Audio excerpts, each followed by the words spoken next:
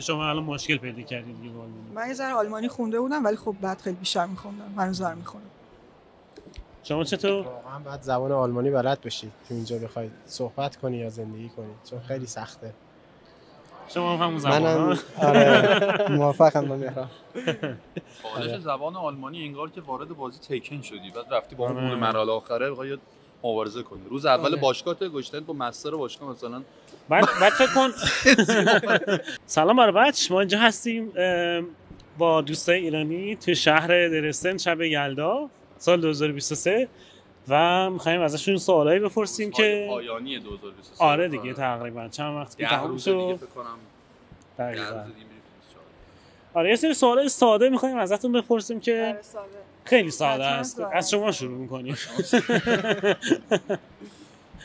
اسم شریفتون؟ ملیکا. ملیکا. خانم چند وقت هستین اینجا شما؟ 2 ماه. تازه اصلا بوی ایران میدی شما.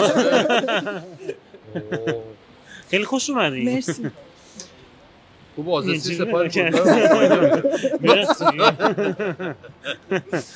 خب تعریف کن چقدر تفاوت داشت اینجا، چه حسی داشتین اومدیم اینجا؟ حس خیلی خوبی داشتم.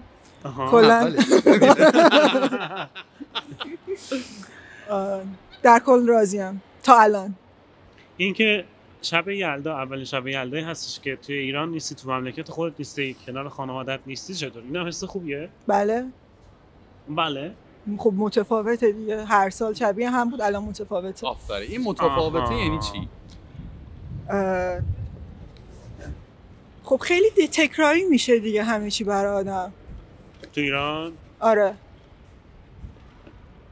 خب میتونی مثال بزنیم؟ مثلا اینکه خب اینجا اونقدر ایرانی نیستش که دور هم جمع بشن، چه میدونم هندونه بخورن، چه میدونم آجیل شب یلدا. خب من 23 سال هر سال شب یلدا هندونه خوردم و تخمه خوردم و پسته و خب اوکی تموم شد دیگه. اوکی بعدش چی؟ من آخه کلا حس خاصی نداشتم. آدم احساساتی نیستم. اوکی. خب دلتون برای اینا تنگ شده؟ 2 ماه تازه اومده. 2 ماه. خب میدونم تو این 2 ماه نه چیزی نشده. 2 ماه. اون اتفاق بعد از 1 سال میفته. بعد از 1 سال میفته. بعد از 1 سال برای بعضیا بعد 6 ماه. آره برای بعضی واقعا زود اتفاق میفته که دوست دارم. شما ظاهرا جز اون بعضیا بودید. اینجوری که دارید با آواز تعریف می‌کنید. الان من یه سوالی دارم. شما زمانی که وارد شدی و قطعاً خب این هیجان یه محیط متفاوت و اینا همه دارن. من هیچ حس خاصی نداشتم. یعنی برای هیچ جذابیتی نداشتی که وارد آخه همه چیزو سرچ کرده بودم می‌دونستم چه شکلیه، حتی خوابگاه دانشگاه همه چی. برای همین حس خاصی نداشتم. صادقانه گفتن و یوسف شنیدن. صادقانه شنیدن که اومد مانند دیدن. حالا درسته ولی واقعا هیچ حسی واقعا حس خاصی نداشتم. نه واقعا حس خاصی نداشتم. خیلی دیدم مثلا همونجا گریه بعد همه مثلا حالا 1 سال دیگه میپرسیم.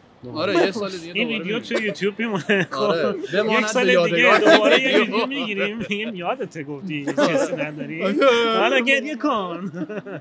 بعد میگم بچه‌سی میگه نه من بچه‌سی یه چیزای خیلی عامیانه تیپیکال میخوام بپرسم. آره نه با منظور نداری. نه واقعا نه شوخی دارم میکنم. آره ولی چه چیزیش برات نو بود؟ یه چیزی که خیلی نو بود و خوب بود صرف دانشگاه بود چون من گیاهخوارم و همیشه آپشن غذا گیاهی بود و من واقعا حال میکنم با این قضیه. بعد توی برخوردت با بقیه چون از همه کشورها توی دانشگاه میبینی دیگه آره. خب اونا چه جوری بودن؟ یعنی اون توقع و انتظاری که داشتی و اون اتفاق افتاد اونجا؟ همه خیلی نرمال بودن. خیلی نرمال بودن. آره. نه خیلی خشک نه خیلی دقیقاً.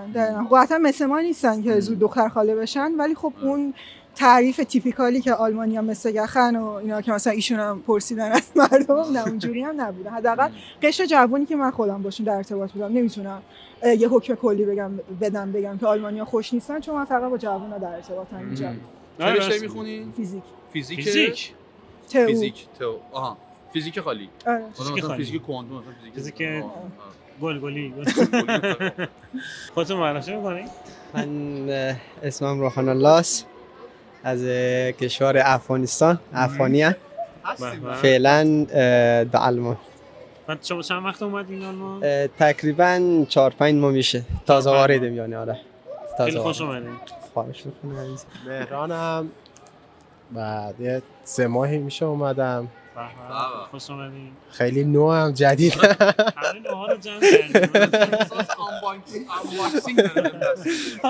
هنوز هیچ طعم قربت نکشیدم فعلا. یه سال دیگه متوجه میشم. شما از ایران اومدید یا از افغانستان؟ ایران. مثلا خیلی وقت ایران زندگی کردم و از ایران دیگه اومدم این بر. از ایران اومدم. اوکی. آره. حالا من خیلی ها هستن که توی اینستاگرام از من سوال میکنن که اوکی تو مثلا میری به آلمانیا میگی که مثلا چقدر حس خوبیه چه حس بدیه پناهنده میشه اینا. از افغانستانی ها هم بپرس، از افغان ها هم بپرس که چه حسی دارن وقتی که مثلا میان آلمان، چه حسی دارن. یه تفاوت صادقانه، نمیخوام مثلا بد بشی تو وقتی از ایران بگی، میخوام فقط تفاوتاشو بگی به عنوان حسی. واقعا برات بگم میانه دارم یعنی خوبه، نه خیلی خیلی خوبم، چون که اگه کشور ما خوب می بود واقعا نمی اومدیم.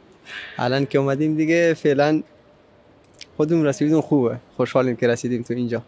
آره من صادقانه میخوام بگم تو ایران واقعا به برادران افغان خیلی اهمیت داده نمیشه. کلا به یه عدهشون ظلم خیلی زیادی شد. اینو به چشم من دیدم. کسایی بودن که تو ایران به دنیا آمدن، باید شهروندی داشته باشن، باید، ولی هیچ وقت این اتفاق براشون نیفتاد. دقیقاً. یعنی از حق ساده یه حساب بانکی داشتن، یه کارت شناسی داشتن، حتی این بنده خدا محروم بودن. یعنی چیزهایی که آلمان به ما میده خب به ما ایرانی و به شما که افغان هستید برابره. یعنی نمیگه چون مثلا شما ایرانی هستی یا چون شما افغان هستی یه سری آپشن‌های زیادی میدن. خارجیه. فرق براشون نمیکنه که ما ولی آیا اینم میپذیریم که توی ایران حتی اگه یه ایرانی میخواد شهرش رو عوض بکنه، مردم اون شهر یا قومیت اون شهر میخوان اونو بندازنش بیرون؟ خوششون نمیاد از غریبه. احساس میکنم مثلا من خیلی به شخص شهرهای زیادی تو ایران گشتم. خب میتونیم بپرسیم شما از کدوم شهر اومدی؟ تهران. شما؟ تهران. خب همه از تهران.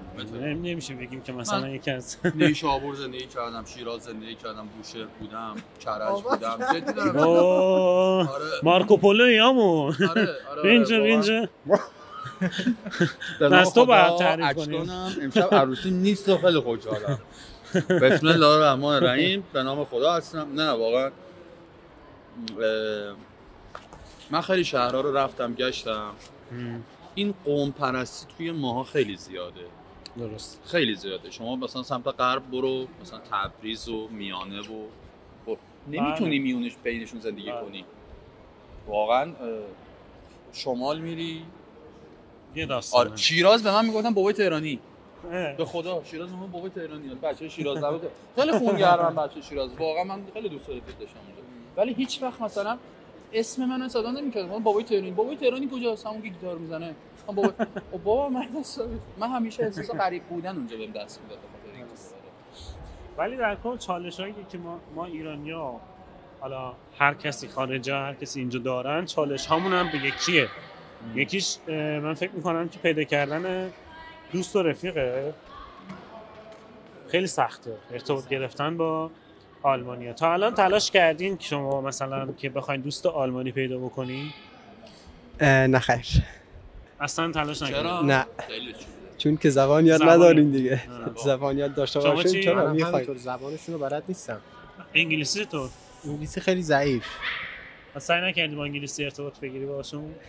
جوابتو نمیدن. جواب نمیدن؟ نه.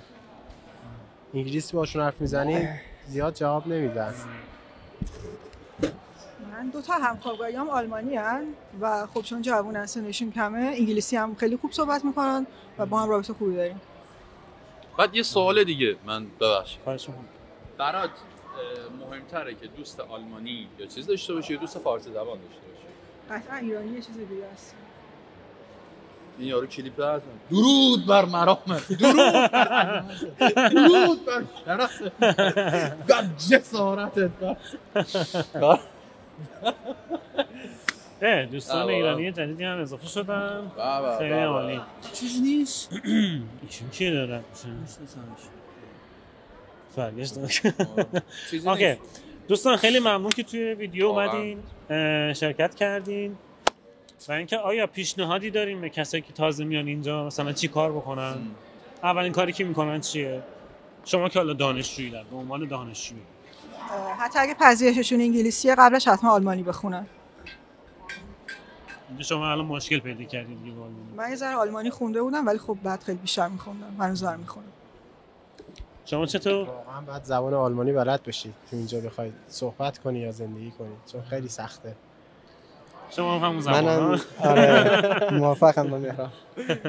خالص زبان آلمانی انگار که وارد بازی تیکن شدی بعد رفتی با اون مرحله آخره بخوای مبارزه کنی. روز اول باشگاه گشتن با مستر باشگاه مثلا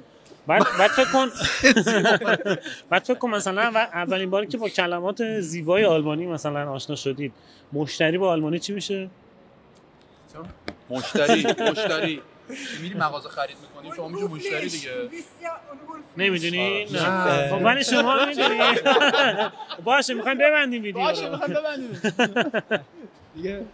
خب بچه‌ها مرسی که تا اینجا نگاه کردید. خداحافظ. خداحافظ. بای بای.